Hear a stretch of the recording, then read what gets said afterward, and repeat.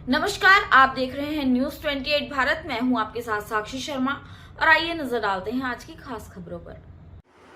नमस्कार, आप देख रहे हैं न्यूज़ 28 भारत।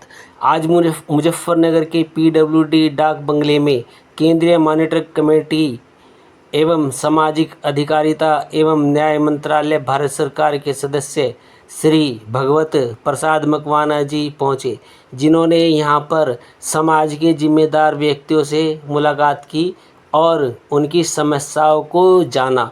इसके बाद जिला पंचायत सभागार में एक बैठक समिति के सदस्यों एवं जिला अधिकारी एसएसपी महोदय, ग्रामीण समाज विकास अधिकारी एवं जिले के तमाम ईओ के साथ बैठक की गई, जिसमें समिति के सदस्य भी मौजूद रहे, जिसमें समाज कल्याण अधिकारी विनीत मलिक एवं समस्त नगर पालिका के ईओ आदि मौजूद रहे और समिति के सदस्य प्रिंस गहलोत, रविंद्र बेनीवाल, ग्राम प्रधान खाईखेड़ा, आरुषि सुधा, सचिन चड्ढा, सोनम, अमित जी, सुधीर वाल्मीकि, मनोज सोदाई, ललित बेनीवाल, हर्ष कुमार, हर्षित और महेश कांगड़ा, इरशाद, सन्नी, सिलेलान, प्रदीप कैसोला आदि मौजूद रहे।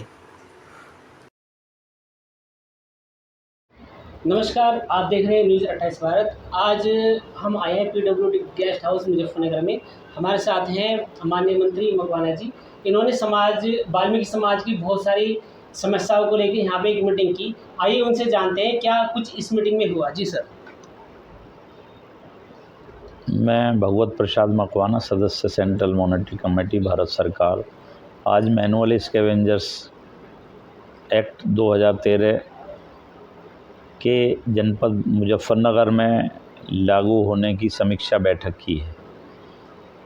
अधिकारियों ने पूर्व में भी सर्वेक्षण करने में कोताही बरती थी। अभी भी सुप्रीम कोर्ट ने 20 अक्टूबर 2023 को आदेश दिया है, भारत सरकार ने आदेश दिया है कि सर्वेक्षण किया जाए।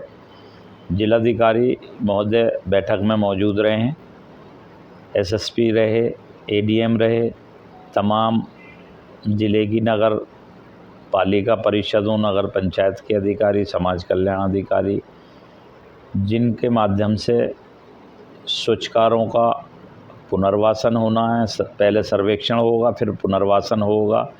उनको स्किल डेवलपमेंट के तहत कौशल प्रशिक्षण भी दिलाया जाएगा। केंद्र की मोदी सरकार आने के बाद मैनुअल स्कैवेंजर्स के मामले में बहुत अधिक काम हुआ है, लेकिन बहुत अधिक काम होने की आवश्यकता भी है।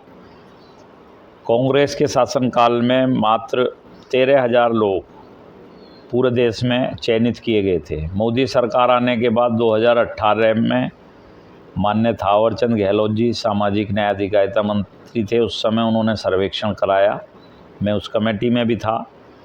तो मैनुअल स्कैवेंजर्स लगभग 60,000 से अधिक लोग 18 में चयनित हुए, जिनको एक मुश्त 40-40 हज़ार रुपये अनुदान राशि मोदी सरकार द्वारा दी गई।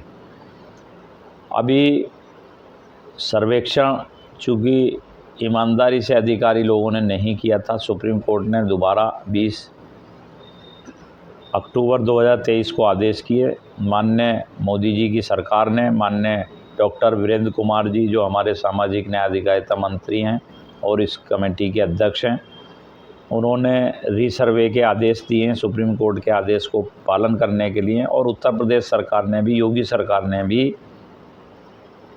फरवरी में, दिसंबर में आदेश कर दिए अधिकारियों को, तो उसकी समीक्षा की गई है। अभी यहाँ सर्वेक्षण कार्य अब शुरू होगा। आज मैंने मीटिंग ली है, सर्वेक्षण कमेटी बनाकर उनका दोबारा सर्वेक्षण कराया जाएगा। 13 मामले आज भी मुजफ्फरनगर में वीडियो दिखाए हमारे समाज के लोगों ने।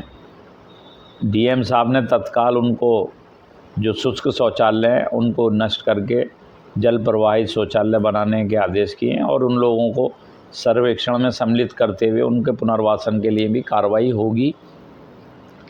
अन्य भी अगर कोई ऐसे मामले सामने आते हैं जनता के द्वारा या कमेटी के लोग उसमें हमारे जिला निगरानी कमेटी के लोग भी बने हैं, उनसे भी मैंने अपेक्षा की अधिकारियों के साथ ही मैंने देखा है नगर पालिकाओं में स्थिति सफाई कर्मियों की सही नहीं है। नगर पालिकाओं में मनमर्जी तरीके से कभी भी किसी भी कर्मचारी को हटा दिया जाता है, बिना कोई नोटिस दिए, बिना कोई श्रम कानूनों का पालन किए। तनख्वाहें उनको समय से नहीं मिलती, रिटायरमेंट के बाद उनके वेतन नहीं मिल पाते। तो ये सब समस्याएं सामने आई हैं। अधिकारियों को वाल्मीकि बस्तियों में भी विकास कार्य करने के लिए हिदायत दी गई है, निर्देश दिए गए हैं, क्योंकि केंद्र की मोदी सरकार और प्रदेश की योगी सरकार अंत्योदय पर कार्य कर रही है, गरीबों के कल्याण के लिए कार्य कर रही है। जहाँ तक मोदी सरकार की बात है, मैं कुंभ में देखिए आप वाल्मीकि समाज को कितना बड़ा सम्मान दिया। स्वच्छकारों के पाँव धोने का काम प्रधानमंत्री जी ने किया, इससे पहले ये कार्य किसी ने नहीं किया। हमारे गुरु भगवान वाल्मीकि जी का तीरथ अमृतसर में बीजेपी और अकाली दल की सरकार ने बनाया। अम्बेडकर साहब जो हमारे भारत रत्न हैं, संविधान निर्माता हैं, उनसे जुड़े सभी स्थलों को पंचतीर्थ के रूप में विकसित करने का काम किया। अभी अयोध्या में भगवान श्री राम का मंदिर बनने से पूर्व महर्षि वाल्मीकि इंटरनेशनल एयरपोर्ट का निर्माण किया। सागर में 100 करोड़ की लागत से संत रविदास जी का जो है मंदिर बनाने का काम शुरू हो चुका है। तो हमारे महापुरुषों को भी सम्मान दे रहे हैं मोदी जी। प्रदेश में योगी जी ने चुस्त और दुरुस्त कानून व्यवस्था को किया है। तो हम लोगों ने अधिकारियों से भी अपेक्षा की है, जब हमारे देश के प्रधानमंत्री, मुख्यमंत्री सब लोग गरीब कल्याण के लिए कार्य कर रहे हैं, तो आप लोग भी जो गरीबों के लिए सरकार योजना बनाती है उसका लाभ उन तक पहुंचना चाहिए। डीएम महोदय ने भी अधिकारियों को सख्त आदेश दिए और साथ ही ये कहा है, क्योंकि मैं देखता हूँ अधिकांश जगह कि मैनुअल स्कैवेंजर एक्ट 2013 को अधिकारियों ने पढ़ा ही नहीं है।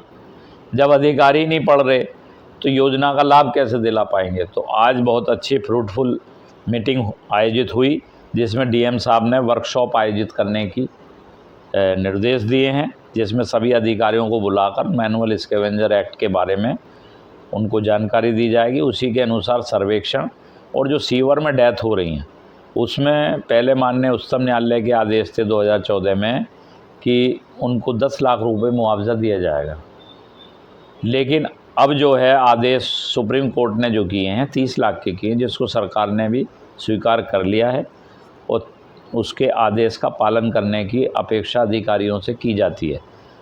अगर कोई सीवर या सेप्टिक टैंक में सफाई करते हुए सफाई कर्मचारी मृत्यु हो जाती है उसकी, तो उसको जो है 30 लाख रुपए मुआवजा राशि मिलेगी।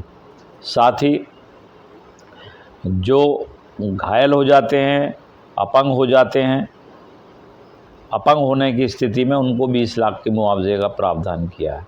तो 10 से बढ़ाकर 30 लाख और 20 लाख तक का जो राशि की है सरकार ने भी उसके आदेश कर दिए हैं।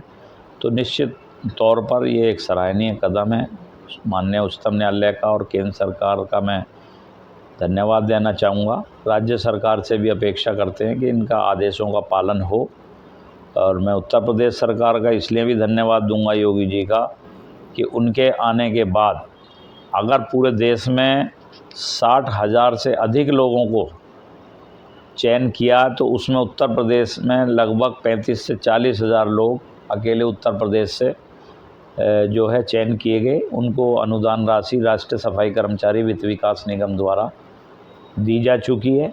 उनको कौशल प्रशिक्षण कराया जा रहा है। लगभग 15,000 से अधिक लोगों ने कौशल प्रशिक्षण किया है। उसमें भी 3,000 रुपये स्टाइपेंड जो है 6 महीने तक ट्रेनिंग के दौरान उनको मिलेगा।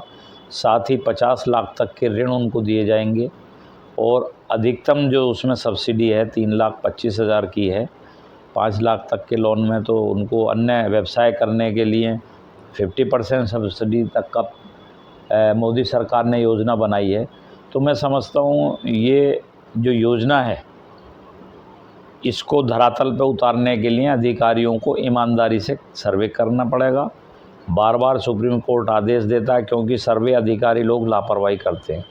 मैनुअल स्कैवेंजर्स एक्ट में 5 प्रकार के लोगों को मैनुअल स्कैवेंजर्स माना गया है, जिसमें ड्राई लेटरिन साफ़ करने वाला, सीवर सेप्टिक टैंक में सफाई करने वाला, खुले नाले और नालियों की सफाई करने वाला, रेलवे ट्रैक पर करने वाला सफाई, ये सब लोग मैनुअल स्कैवेंजर्स की डेफिनेशन में आते हैं। लेकिन अधिकारी लोग क्या है, शुष्क शौचालय और ODF का बहाना लेकर इनका सर्वेक्षण उचित नहीं करते, जबकि खुले नाले नालियों में आज भी हमारा सफाई कर्मचारी काम कर रहा है, सीवर में भी काम कर रहा है। हालांकि एक्ट के अनुसार मैनुअली प्रतिबंधित किया गया, सीवर और सेप्टिक में मशीनों से कार्य कराने का प्रावधान है एक्ट में, सज़ा का भी प्रावधान है। जो लोग सफाई कर्मचारी से शुष्क शौचालयों में काम कराते हैं वो संज्ञेय अपराध है। 2013 से जो पहले एक्ट था उसमें जो है 2 वर्ष का प्रावधान था सज़ा का और 2 लाख रुपए, अब 5 लाख तक का जो है एक्ट में जो है प्रावधान किया गया है, सज़ा का भी 5 वर्ष और 5 लाख तक के। तो सफाई कर्मचारियों का किसी भी दशा में शोषण उत्पीड़न बर्दाश्त नहीं किया जाएगा। निश्चित तौर पर केंद्र की मोदी सरकार, प्रदेश की योगी सरकार जब उनका भला करना चाहती है तो अधिकारियों को भी जो उदासीनता रवैया है या लापरवाही है इस वर्ग के विकास में, जो अपनी भूमिका का निर्वहन ईमानदारी से नहीं कर रहे हैं, ऐसे अधिकारियों के खिलाफ भी कार्रवाई की संस्तुति करने की मैंने आज चेतावनी भी दी है। और किसी भी प्रकार से सफाई कर्मियों का उत्पीड़न नहीं होना चाहिए। यह समाज का वह तबका है जो सभी वर्गों की सेवा करने का काम करता है, अपनी जान जोखिम में डालकर अनेकों बीमारियां ग्रहण करता है। सरकार की योजनाओं का लाभ, चाहे प्रधानमंत्री आवास योजना हो, चाहे आयुष्मान कार्ड की बात हो, सफाई कर्मियों को प्राथमिकता से उसमें सम्मिलित किया जाए। उनके बच्चों को मोदी सरकार हायर एजुकेशन के लिए 10 लाख तक का भारत में शिक्षा ग्रहण करने के लिए और 20 लाख तक का ऋण हायर एजुकेशन के लिए विदेश में जाकर पढ़ने के लिए राष्ट्रीय सफाई कर्मचारी वित्त विकास निगम के माध्यम से देने का कार्य कर रही है।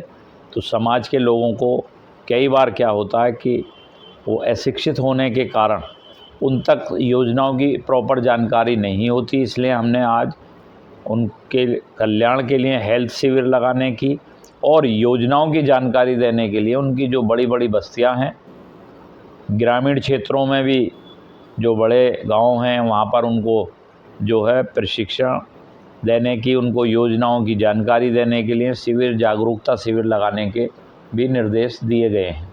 तो मैं समझता हूं आज की जो बैठक है फ्रूटफुल रही है। जिला निगरानी कमेटी का भी गठन कर दिया गया है जिसमें समाज के लोगों को भी उसमें रखा गया है ताकि कार्य जो है सुचारू रूप से होने में उनका भी सहयोग मिल सके। सर्वेक्षण कमेटी में भी स्थान मिला है। तो मैं समझता हूं कि ये जिला प्रशासन ने, DM साहब का भी मैं धन्यवाद देना चाहूँगा। DM साहब ने मेरा जो प्रोटोकॉल आने के बाद उसका गठन भी किया है कमेटी का, और अब ये कार्य सर्वेक्षण का शुरू होगा। सर्वेक्षण के बाद फिर कौशल प्रशिक्षण अनुदान राशि भारत सरकार से सीधे उनके अकाउंट में आएगी, कोई बिचौलिया उसमें दलाली नहीं कर पाएगा। भारत सरकार की योजना, मोदी सरकार की, सीधे उनके अकाउंट में पैसा आएगा और ऋण भी उनको मिलेंगे ताकि वो अन्य सम्मानजनक कार्य कर सकें। एक्ट के अनुसार उनको ID कार्ड भी बनाने का प्रावधान है। कर्मचारी जो चयनित होते हैं उनको जो है परिचय पत्र ऐसा दिया जाए जिसके फलस्वरूप उनको अनेकों योजनाओं में प्राथमिकता से लाभ मिलेगा। जैसे प्रधानमंत्री आवास योजना में है और अनेकों व्यवसाय करने के लिए नगर निगमों, नगर पालिकाओं में, नगर पंचायतों में उनको जो है प्राथमिकता, जैसे कर्मचारी रखे जाते हैं तो उनको भी रोज़गार मिलना चाहिए। ये एक्ट में बहुत अच्छा एक्ट भारत सरकार द्वारा बनाया गया है और उसका इम्प्लीमेंटेशन के लिए जो केंद्रीय निगरानी कमेटी के सदस्य के रूप में मैंने आज समीक्षा बैठक मुजफ्फरनगर में ली है और इसको रिव्यू भी करेंगे भविष्य में। और मैं समझता हूँ कि अधिकारी लोग भी जो है इसमें ईमानदारी के साथ, पूरी कर्तव्य निष्ठा के साथ अपने कर्तव्यों का निर्वहन करके जो समाज का कमज़ोर वर्ग है, हमारी पार्टी का भी केंद्र और राज्य सरकार का भी अंत्योदय का मिशन है, उसको पूरा करने में अपना योगदान देंगे ऐसा मैंने अधिकारियों से अपेक्षा की है और समाज के लोगों से भी मैंने अपील की है कि आप लोग भी सरकारी योजनाओं के बारे में अधिकारियों से लगातार संपर्क करके अपने अधिकार प्राप्त करने चाहिए। योजनाओं का जो हमारे जागरूक नहीं हैं, कम पढ़े लिखे सफाई कर्मचारी हैं, उनको उनकी योजनाओं का लाभ मिलना चाहिए। हमने अधिकारियों को ये निर्देशित भी किया, डीएम साहब ने भी कहा है कि 5 तारीख तक उनका सैलरी जो है हो जानी चाहिए। डीएम साहब ने कड़े निर्देश दिए हैं कि 5 तारीख तक सफाई कर्मियों का वेतन उनके अकाउंट में पहुंच जाना चाहिए। तो बैठक मैं समझता हूं अच्छी रही है, रचनात्मक सकारात्मक बैठक रही है। आने वाले समय में इसके अच्छे परिणाम आएंगे। धन्यवाद जी, बहुत बहुत धन्यवाद।